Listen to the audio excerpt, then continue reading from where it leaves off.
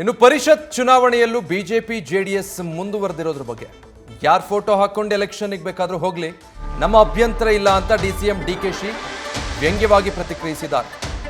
ಪರಿಷತ್ ಚುನಾವಣೆಯ BJP JDS ಮೈತ್ರಿಗೆ ಸಂಬಂಧಪಟ್ಟ ಹಾಗೆ ಅವರಿಬ್ಬರ ನಡುವೆ ಪರ್ಮನೆಂಟ್ ಆಗಿ ಮೈತ್ರಿ ಇರಲಿ, ಅದಕ್ಕೂ ನಮಗೂ ಏನು ಸಂಬಂಧ ಇಲ್ಲ, ಯಾರ ಫೋಟೋ ಇಟ್ಕೊಂಡಾದ್ರೂ ಅವ್ರು ಚುನಾವಣೆಗೆ ಹೋಗಲಿ ಅಂತ ವ್ಯಂಗ್ಯಭರಿತವಾಗಿ ಡಿಸಿಎಂ ಡಿಕೆ ಶಿವಕುಮಾರ್ ಪರಿಷತ್ ಚುನಾವಣೆಯಲ್ಲಿ ಬಿಜೆಪಿ ಮತ್ತು ಜೆಡಿಎಸ್ ಮೈತ್ರಿಗೆ ಸಂಬಂಧಪಟ್ಟ ಹಾಗೆ ರಿಯಾಕ್ಟ್ ಮಾಡಿದ್ದಾರೆ.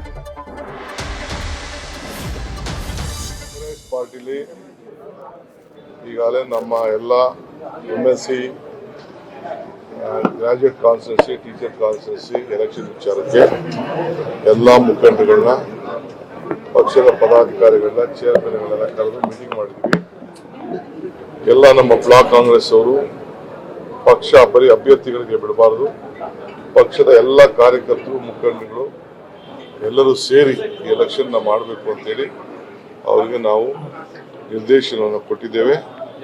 ಎಲ್ಲರೂ ಒಗ್ಗಟ್ಟಿನಿಂದ ಎಲೆಕ್ಷನ್ ಅನ್ನ ಮಾಡಬೇಕು ಅಂತ. ಸೊ ಅದಕ್ಕೆಲ್ಲರಿಗೂ ಜವಾಬ್ದಾರಿ ಫಿಕ್ಸ್ ಮಾಡಿದ್ದೀನಿ. ಎಲ್ಲರೂ ಕೂಡ ಬಿ ಫಾರ್ಮ್ ಅನ್ನು ಈಗಾಗಲೇ ನಾನು ರಿಲೀಸ್ ಮಾಡಿದ್ದೇನೆ. ಲೋಕಸಭಾ ಮಾದರಿಯಲ್ಲೇ ಎಲೆಕ್ಷನ್ ಮಾಡಕ್ಕೆ ಹೇಳಿದ್ದಾರೆ. ಖಂಡಿತ ಲೋಕಸಭಾ ಅಸೆಂಬ್ಲಿ ಹೆಂಗ್ ನಾವು ಮಾಡ್ತೀವಿ ಅದೇ ರೀತಿ ನೀವೆಲ್ಲ ಎಲೆಕ್ಷನ್ಸ್ ಮಾಡಬೇಕು ಅಂತ ಹೇಳಿ ನಾವು ತಿಳಿಸಿದ್ವಿ. ಸರ್, ಬಿಜೆಪಿ ಜೆಡಿಎಸ್ ಇಲ್ಲೂ ಮೈತ್ರಿ ಆಗಿದೆ. MLC ಚುನಾವಣೆಯಲ್ಲೂ ಬಿಜೆಪಿ ಜೆಡಿಎಸ್ ಮೈತ್ರಿ ಆಗಿದೆ. ಅವ್ರು ಪರ್ಮನೆಂಟ್ ಆಗಿ ಇಲ್ಲಿ ನಮ್ಗೇನು ಅಭ್ಯರ್ಥ ಇಲ್ಲ. ಯಾರು ಫೋಟೋ ಹಾಕೊಂಡು ಎಲೆಕ್ಷನ್ ಅವರು ಮೈತ್ರಿ ಎಲೆಕ್ಷನ್ ಅವ್ರು ಮಾಡ್ಕೊಳ್ಳಿ, ನಮ್ಗೆ ಅವ್ರ ಪಾರ್ಟಿಗೆ ನಮ್ಗೆ ಸಂಬಂಧ ಇದೆ. ಅವ್ರು ಯಾರು ಬೇಕಾದ್ರೂ ಜೋಡಣೆ ಮಾಡ್ಕೊಳ್ಳಿ, ನಮ್ದೇನು ಅಭ್ಯಂತರ.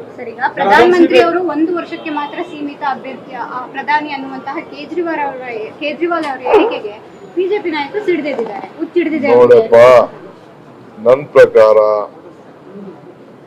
ಕಾಂಗ್ರೆಸ್ ಪಾರ್ಟಿ ಇಂಡಿಯಾ ಬರ್ತದೆ.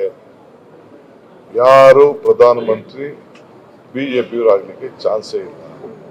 ಕಾಂಗ್ರೆಸ್ ಪಾರ್ಟಿ ಮುಖಂಡತ್ವದಲ್ಲಿ, ಇಂಡಿಯಾ ಮುಖಂಡತ್ವದಲ್ಲಿ ಇವತ್ತು ಮುಂದಕ್ಕೆ ಈ ದೇಶ ಆಳ್ತಾರೆ, ಅಷ್ಟು ನಂಬಿಕೆ ನಮಗೆ.